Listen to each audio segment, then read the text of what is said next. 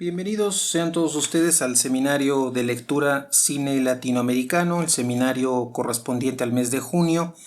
Esta actividad que mes a mes realiza el Círculo de Cine Miguel Contreras Torres, hoy con la revisión, con el inicio de la revisión del libro Tradición y Modernidad en el Cine de América Latina, una publicación del Fondo de Cultura Económica en México del año 2003, autoría de Paulo Antonio Paranaguá.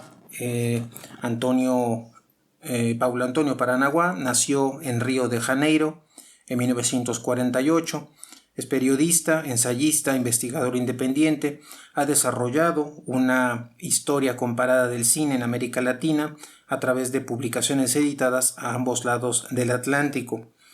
Ha recibido reconocimientos como el Premio Literario de la Crítica Cinematográfica Francesa, las becas Vitae y Guggenheim, el doctorado cum laude en la Sorbona de la Universidad de París I.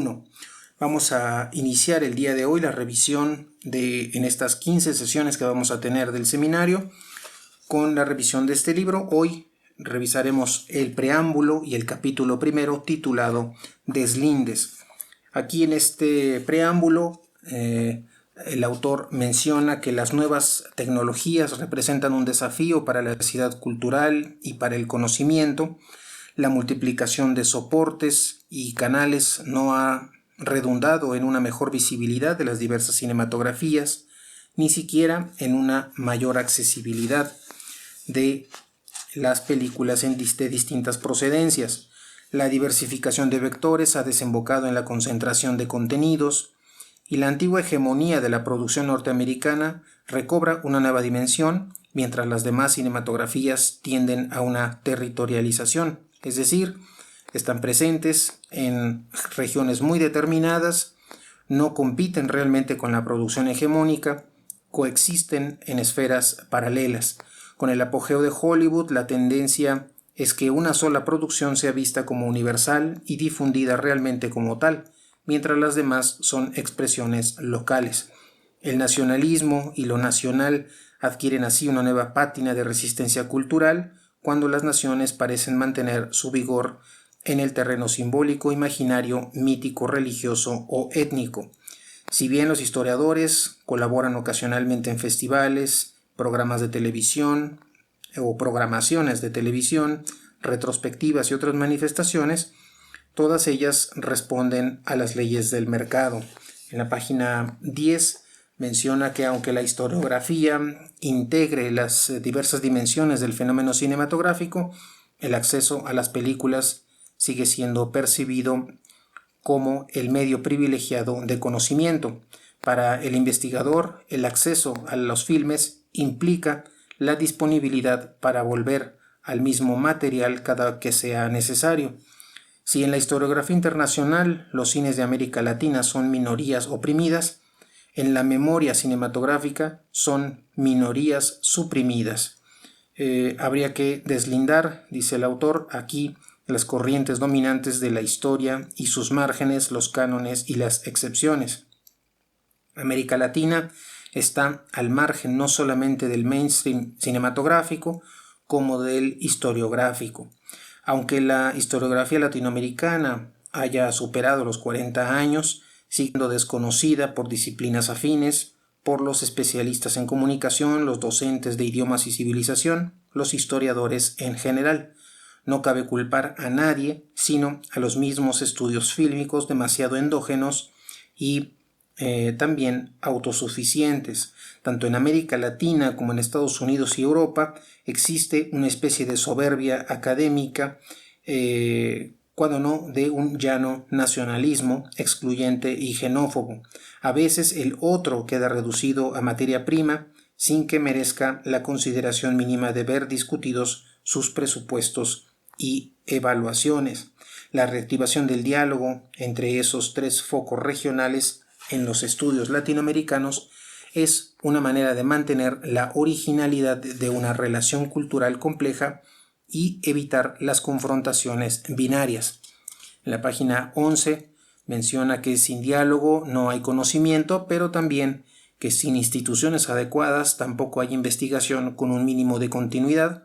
Aparte de la universidad, serán las filmotecas como un segundo requisito para el desarrollo de los estudios cinematográficos. Menciona la Filmoteca de la UNAM, en Sao Paulo la Cinemateca Brasileira, que fue inaugurada en julio del año 2000. Respecto a la Cineteca Nacional, menciona que esta fluctúa según los sexenios presidenciales. En Río de Janeiro, la Cinemateca del Museo de Arte Moderno ha visto cuestionada su función de conservación.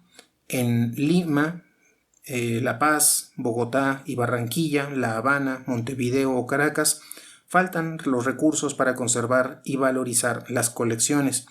En Santiago de Chile y en Centroamérica ni siquiera existen filmotecas dignas de ese nombre, dice el autor. El déficit en el que se encuentra el patrimonio fílmico latinoamericano es un dato fehaciente. Para realizar el programa de restauraciones llamado La Memoria Compartida, la Filmoteca de la UNAM recibió de la Agencia Española de Cooperación Internacional $60.000, mientras que Francia, en su servicio de los archivos fílmicos del Centro Nacional de la Cinematografía, recibe un presupuesto anual para la restauración de 44 millones de francos. En la página 12 de este preámbulo menciona que Francia termina antes de lo previsto su plan nitrato, entre comillas. Esto es el trasladar del material a copias de seguridad, mientras que América Latina, dice este autor, sigue considerando a la piedra como casi único soporte de su patrimonio cultural. La transmisión no significa reproducción o mera repetición, implica interpretaciones, perspectivas adaptadas a las nuevas exigencias.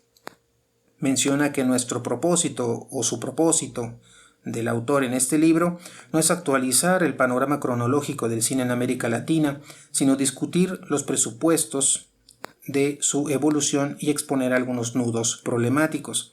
En lugar de analizar la historiografía y debatir modelos o conceptos, se apoyará en la investigación sobre distintas expresiones del fenómeno cinematográfico. Lejos de reducir las opciones, el comparatismo las va a ampliar. El espectro recorrido en estas páginas recubre el siglo del cine, desde el periodo mudo hasta la competencia con las telenovelas. Terminará este preámbulo en la página 13 mencionando una preocupación recurrente, y es la de articular nociones como tradición y modernidad, nacionalismo o cosmopolitismo.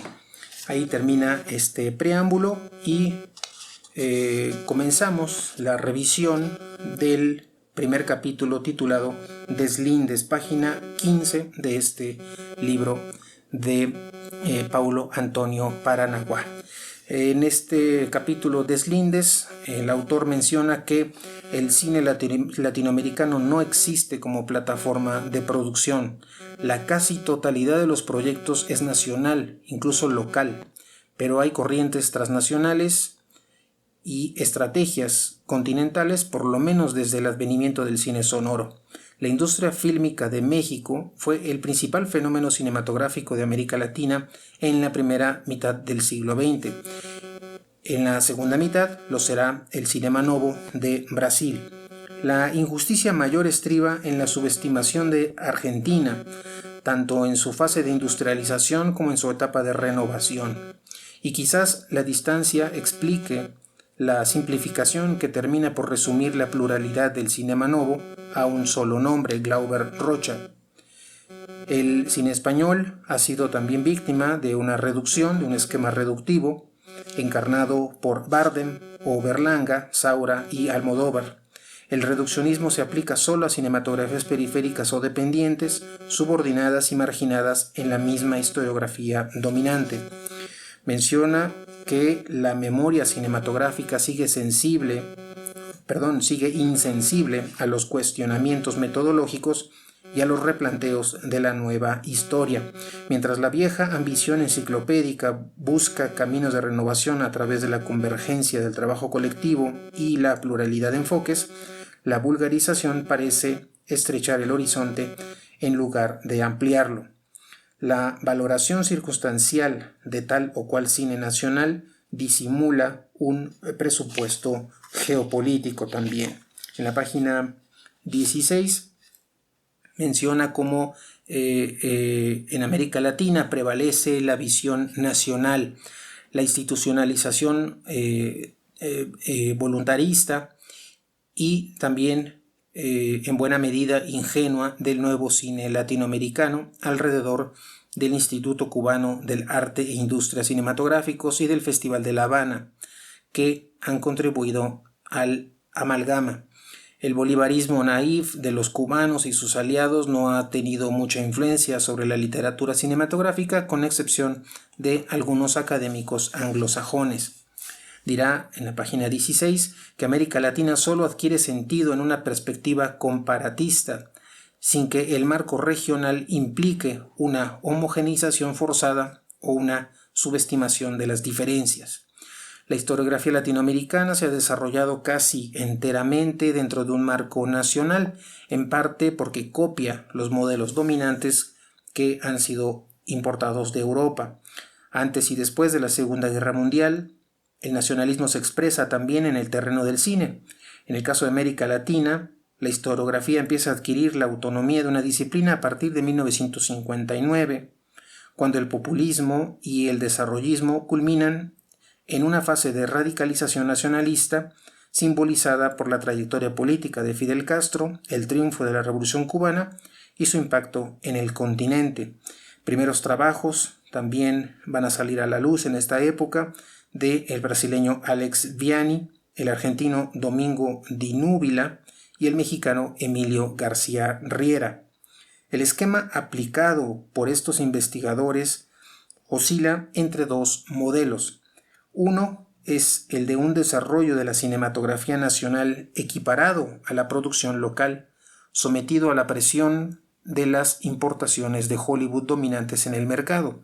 El segundo modelo, la página 17, es una variante de la política de los autores que sobrevalora el papel de los directores en detrimento de los demás protagonistas del quehacer cinematográfico. Este esquema bicéfalo, este esquema de estos dos modelos de hacer historia del cine, comparte una contradicción intrínseca. La primera de estas contradicciones es que si el mercado está tan sometido a la hegemonía estadounidense, no se entiende cómo la historiografía puede valorar la esfera de la producción de manera casi exclusiva cuando el fenómeno cinematográfico en América Latina está basado fundamentalmente en los dos otros pies del trípode, es decir, en la exhibición y en la distribución. En el siglo XX, el espectáculo cinematográfico ha tenido un lugar importante en las sociedades latinoamericanas, ha contribuido a la evolución de las costumbres y las mentalidades, ha alimentado también el imaginario colectivo, la urbanización y el surgimiento de una cultura ciudadana. La segunda contradicción tiene que ver con la expansión del cine, inseparable de su dimensión internacional. En Europa y Norteamérica, la invención del cine y luego su comercialización de la producción se hacen de cara a un mercado que rebasa las fronteras nacionales. No existe prácticamente desarrollo del cine en un solo país. Pero, dice el autor, suponiendo que el mercado estadounidense fuera suficiente para mantener una producción, una exportación libre de lucro, sin semejante incentivo de este mercado estadounidense, la industria no hubiera conocido la misma pujanza, lo que se transformaría también en una contabilidad de ingresos nacionales e ingresos foráneos en una construcción a posteriori. El discurso ideológico de los pioneros defiende la necesidad de dar a conocer en el extranjero las bellezas, riquezas y adelantos locales.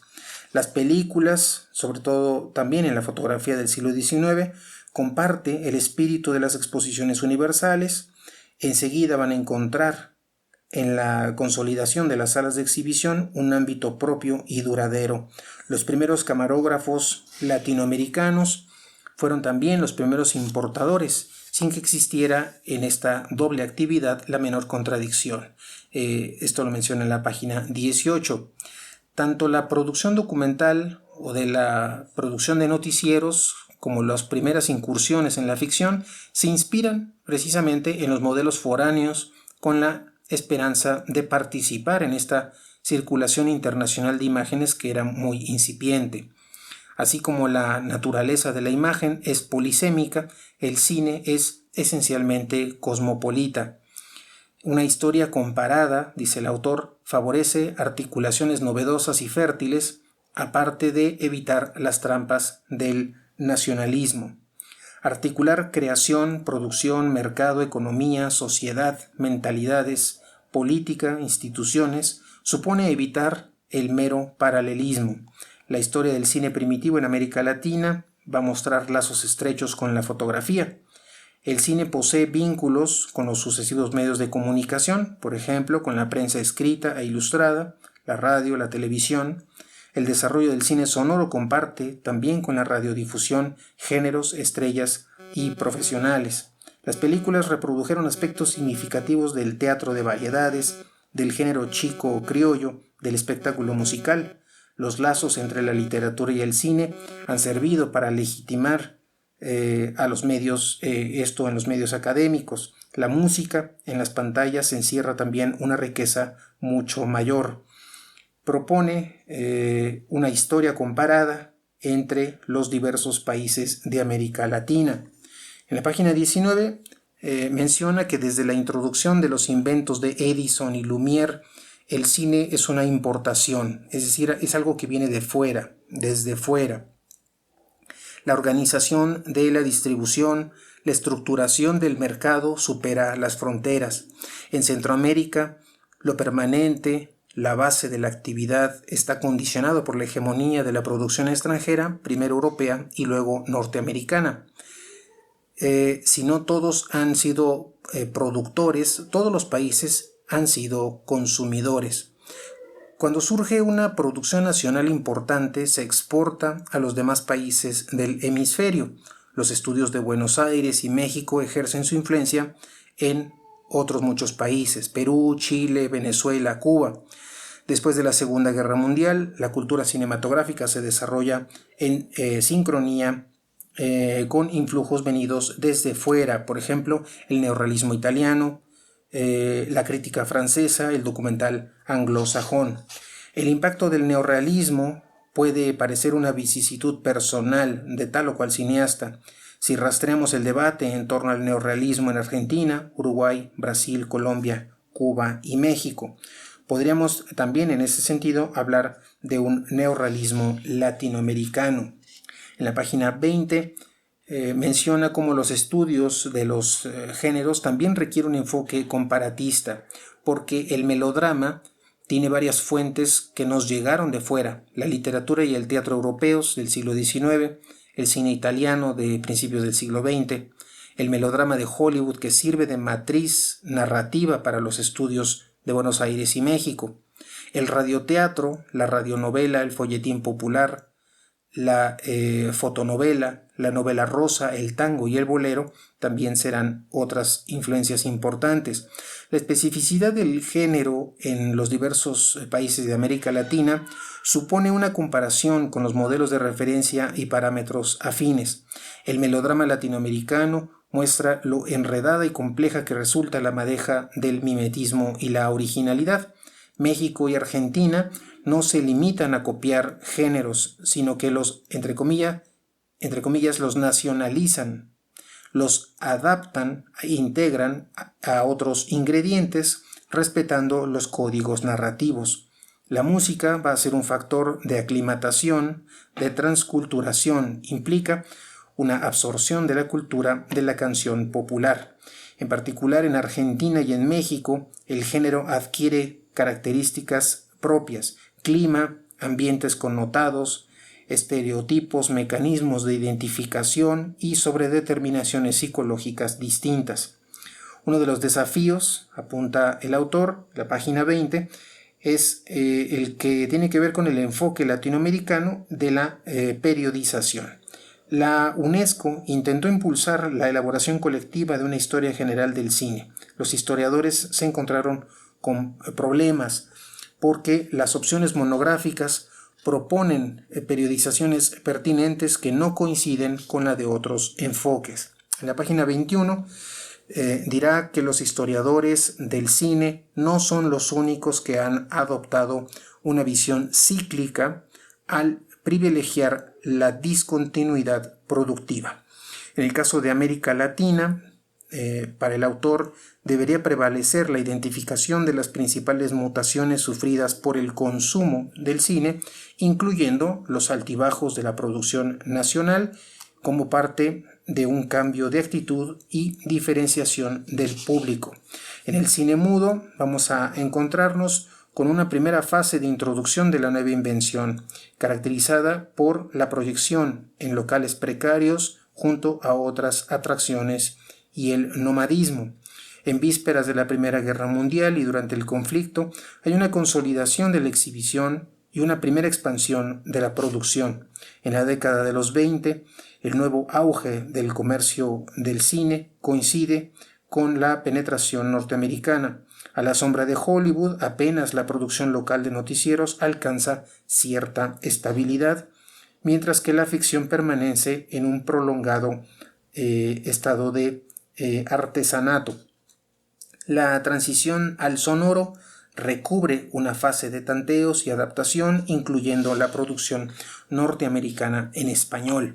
En la página 22 dirá que la industrialización argentina y mexicana representa no solo una novedad a nivel de producción, sino también en la esfera del consumo. En la década de los 50, aparte de la introducción de la televisión, que todavía en ese momento era minoritaria, empieza una diferenciación del público a través de los cineclubs, también con una incidencia en la distribución y en la recepción de los filmes, en la exhibición y finalmente en la producción local. La década de los 60 va a caracterizarse por el surgimiento del cinema novo en Brasil, el nuevo cine en Argentina, el cine postrevolucionario en Cuba, que acentúa la división del público sin que la exhibición logre adaptarse a sus distintos segmentos, a pesar de que la televisión empieza a hacerle competencia, particularmente en la década de los 60. En los años 70 y 80 vamos a encontrarnos con una relación entre la nueva hegemonía ejercida ahora por la ficción televisiva, que va a desplazar al predominio de Hollywood, la crisis y retroceso de la exhibición y las adaptaciones de la producción latinoamericana. ¿No? Habría que también subestimar en ese momento el papel ambivalente del Estado. En los 90, el agotamiento de los modelos con apoyo estatal de las 4 principales cinematografías, México, Brasil, Argentina y Cuba, llevó esto a una virtual extinción de la producción, seguida de una endeble recuperación, esto en la década del 90 al 2000. En América Latina, el capital norteamericano invierte en la comercialización de videocassettes y DVDs y en la exhibición. En la página 23 menciona que la perspectiva comparatista no debe homogeneizar los términos que entran en juego, creando la ilusión de un objeto único de estudio, es decir, entender que América Latina o el cine latinoamericano como una única unidad. Dice el autor, no existe un cine latinoamericano en el sentido estricto. Si bien existen fuerzas transnacionales y estrategias continentales desde la revolución del cine sonoro. A partir de aquí, en este capítulo primero, el autor Paulo Antonio Paranaguá va a presentar 2 grandes distinciones. La primera distinción, para poder clasificar o hacer el abordaje del cine en América Latina, es el de considerarlo en términos de la producción. Y la segunda gran distinción que va a presentar es de relacionarlo, clasificarlo en función de la exhibición, todo lo que implica la exhibición. En cuanto a esta primera distinción, el autor identifica 2 grupos o 2 categorías. El que va a llamar cinematografías productivas y cinematografías vegetativas. En el primer caso son los países con una producción significativa en volumen y en continuidad. Este primer grupo estaría integrado por México, Brasil y Argentina. Menciona que en el periodo mudo ninguna cinematografía latinoamericana logra consolidarse según los parámetros internacionales. Aún después del cine sonoro en los tres países ya mencionados, la producción conoció por momentos colapsos casi totales. De manera que en esta primera distinción estará hablando de cinematografías productivas y cinematografías vegetativas. Dentro de la primera categoría de las cinematografías productivas estará mencionando a México, Brasil y Argentina. Hay para él en esta distinción un grupo intermedio entre estas cinematografías productivas y cinematografías vegetativas. Hay un grupo intermedio en el que estarían presentes países con una producción intermitente, o mejor dicho, con brotes productivos más o menos largos.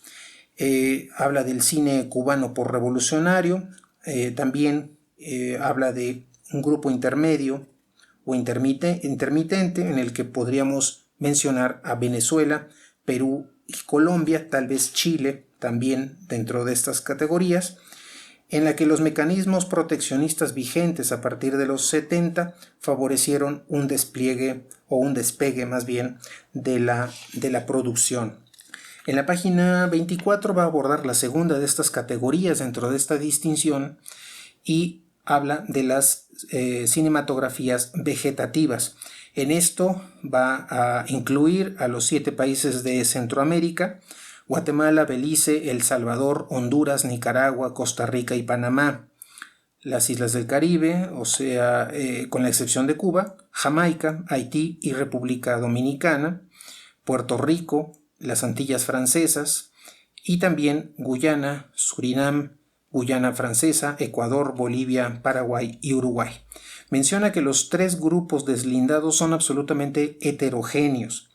Y después de este apartado, de haber presentado esta primera distinción, va a hablar de por qué estos 3 grupos a su vez son heterogéneos y va a presentar cada uno de estos 3 grupos, es decir, aquellos grupos de esta cinematografía que él llama esta cinematografía que él titula productiva, una intermedia y finalmente las cinematografías vegetativas.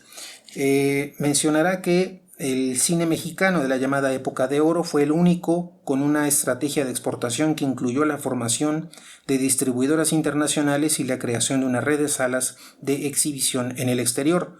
Fue la única cinematografía latinoamericana que compitió con Hollywood en su mismo terreno y con sus mismas armas, aunque la desproporción era inmensa e insoslayable.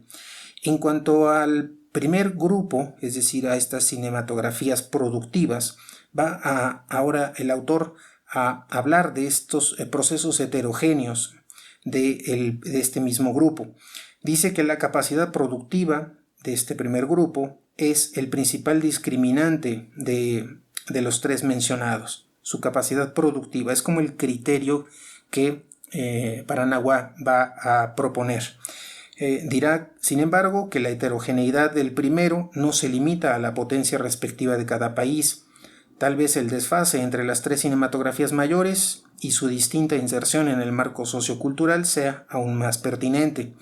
México y Argentina comparten algo que él denomina una fase clásica de los proyectos industriales de finales de los años 30 a principios de los 50. En los 50, cuando los estudios estuvieron en auge en Sao Paulo y Río de Janeiro, los de Buenos Aires y México entraban en crisis.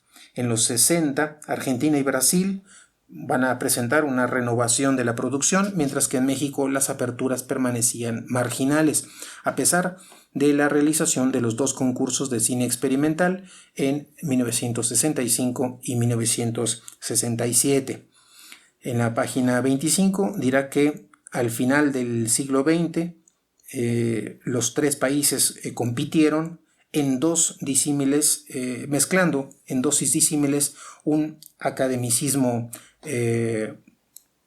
remozado y experiencias formales. En cuanto al segundo grupo, este grupo intermedio entre estas cinematografías productivas y las vegetativas, este grupo intermedio, su heterogeneidad caracteriza a este grupo intermedio o intermitente, y es la escasa tradición y destreza acumulada durante la primera mitad del siglo, que es probablemente lo único en común entre Cuba, Venezuela, Perú, Colombia y Chile. Dirá que sobre todos ellos gravitan las influencias de México y Argentina, como si fueran una especie de segundo círculo de dominación y dependencia concéntrico al primer círculo de la hegemonía, que era el estadounidense o el hollywoodense. Sobre el tercer grupo, dirá que el fenómeno cinematográfico no adquiere las mismas dimensiones y características en función de las fuertes diferencias socioculturales. Algunos territorios e islas fueron colonias durante la mayor parte del siglo XX, lo que significa la absoluta falta de autonomía del mercado local, con una distribución subordinada a los circuitos de las metrópolis, particularmente Francia, Estados Unidos, en el caso de las Antillas, la Guyana o Puerto Rico. En el otro extremo, Uruguay representa un mercado diversificado y denso con una cultura cinematográfica sofisticada, de manera que no pueden tener el mismo significado las nociones de tradición y modernidad, clasicismo y renovación en países con tantas diferencias en cuanto al volumen, continuidad y recepción de la producción local.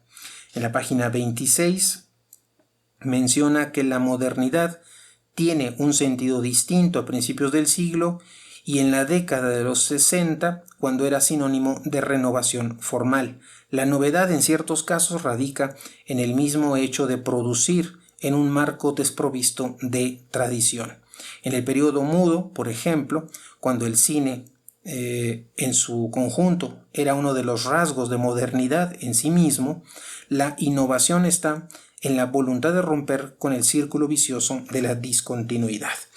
Ahora, el autor abordará una segunda distinción que tiene que ver ya no entender esta producción fílmica en América Latina en función de la producción nacional, sino ahora en lo que tiene que ver con la exhibición y dentro de ella también de manera importante cómo está implicada en esta exhibición la densidad y la variedad del consumo de películas, las diversas formas de diálogo entre el público y la pantalla, que también podría introducir una clasificación que es no menos pertinente.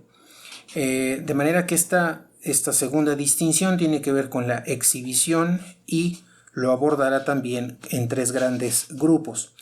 En este caso, si el punto de vista es este proceso de exhibición, en ese caso Montevideo tiene el lugar más preponderante como un primerísimo grupo de metrópolis donde desde la primera mitad del siglo XX el espectáculo cinematográfico adquiere mayor relieve. Montevideo, pero también Buenos Aires, México, la Ciudad de México, Río de Janeiro, Sao Paulo y La Habana. Con la excepción de la capital uruguaya, no es coincidencia que las otras ciudades hayan monopolizado los principales estudios de América Latina, porque lejos de ser una contraposición, la vitalidad de la exhibición estimuló la producción. Ese es en cuanto al primer grupo en el que destaca Montevideo. El segundo grupo está integrado por Lima, Medellín, Bogotá, Caracas, Santiago de Chile, Salvador de Bahía, Recife, Belo Horizonte, Guadalajara, quizás La Paz, San Juan, Panamá, Cali, Rosario, Porto Alegre, las dos Méridas, Barquisimeto, Valparaíso y Cusco. Menciona que el cine adquiere en este segundo grupo y en estas ciudades de esta segunda categoría una diversificación del público y el surgimiento de proyectos de distinta índole más allá del ámbito local. Las capitales del Perú, Colombia, Venezuela y Chile, así como las de México, Argentina, Brasil y Uruguay, produjeron con regularidad los noticieros que también se proyectaban durante las exhibiciones de las películas. Casi todas las ciudades mencionadas en este segundo grupo editaron publicaciones especializadas, crearon centros de estudios, instituciones como filmotecas y cineclubes que van a tener un impacto en la cultura regional y nacional. Dice Paranaguá en la página 27 que puede decirse que en esta segunda categoría, como en la primera, se entablaron formas de diálogo activo con las películas consumidas que a menudo trascendieron los límites municipales. El tercer grupo lo integran las poblaciones menores y las zonas rurales, y es importante destacar que no todos los títulos estrenados en las otras ciudades llegan a proyectarse en las plazas de esta tercera categoría. Se dice, por ejemplo, que en la época de oro de los estudios de México y Buenos Aires, la producción nacional llegaba a 1/3 del público de la capital, mientras las películas estadounidenses mantenían una hegemonía equivalente a los otros 2/3 de los espectadores. En cambio, en el interior, la relación era a la inversa: 2/3 de las películas mexicanas y argentinas y apenas 1/3 para las norteamericanas.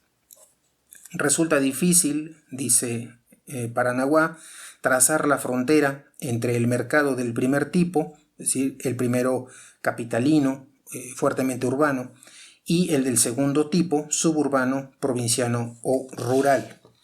En la página 28 menciona que el diálogo con las películas asume formas distintas, menos creativas, discursivas o explícitas que en los grupos anteriores, lo que no implica que esto en el tercer grupo sea menos intenso en el ámbito de las emociones experimentadas. Todo estudio global del cine en América Latina debe tener siempre presentes las inmensas distancias heredadas de la historia, la demografía y la geografía, tan importantes como lo son también las afinidades culturales y sociales. Las cinematografías de América Latina pueden ser caracterizadas todas ellas, tanto las productivas como las vegetativas, como dependientes. La importación de películas para alimentar el nuevo espectáculo es el aspecto más evidente de la dependencia. Menciona que esto no ocurrió de la misma forma con todas las cinematografías periféricas. Rusia y Japón no dependían de Kodak, aunque permanecieran en la periferia de la producción hegemónica. La dependencia material genera como tal una importación de modelos de producción y patrones de consumo. El cine ruso y el cine japonés, el árabe y el hindú no se privaron de desarrollar fórmulas estéticas y géneros fílmicos independientes de los modelos hegemónicos, incluso en la producción comercial, industrial y masiva. Esto llevará a decir a Paranaguá en la página 29 que en el caso de América Latina, aún en las expresiones más nacionalistas y renovadoras, existe un diálogo explícito o implícito, respetuoso o conflictivo con los modelos dominantes. No hay en América Latina, dice Paranaguá, expresión autártica completamente desvinculada de la evolución en los centros dominantes de la producción. Al hablar de cinematografías periféricas, dice Paranaguá, estamos postulando implícitamente la existencia de un centro o bien de algunos centros. En términos de circulación de la producción, Europa en general se va a mantener como el centro de intercambio cinematográfico. En cambio, las demás cinematografías permanecieron periféricas, limitadas a un área de influencia en el mejor de los casos, por mayor que fuera su potencia productiva, la India, Japón. Mientras la producción hegemónica tiende a ser universal, las otras no logran superar su carácter local. Todas las cinematografías periféricas fueron, entre comillas, descubiertas en los festivales europeos de posguerra, adquiriendo así una visibilidad, aunque fuera mínima, en otros continentes. Por ejemplo, después de la presentación de María Candelaria de Emilio Fernández de 1943, en el Festival de Cannes de 1946, Francia comienza a importar algunas películas mexicanas. Aunque el Indio Fernández fuera visto por la crítica europea como el parangón de una llamada escuela mexicana, su éxito entreabre las puertas del mercado a películas de distinto género y estilo. Y Paranaguá va a hacer mención de una importante y larga lista de filmes que fueron premiados en Cannes.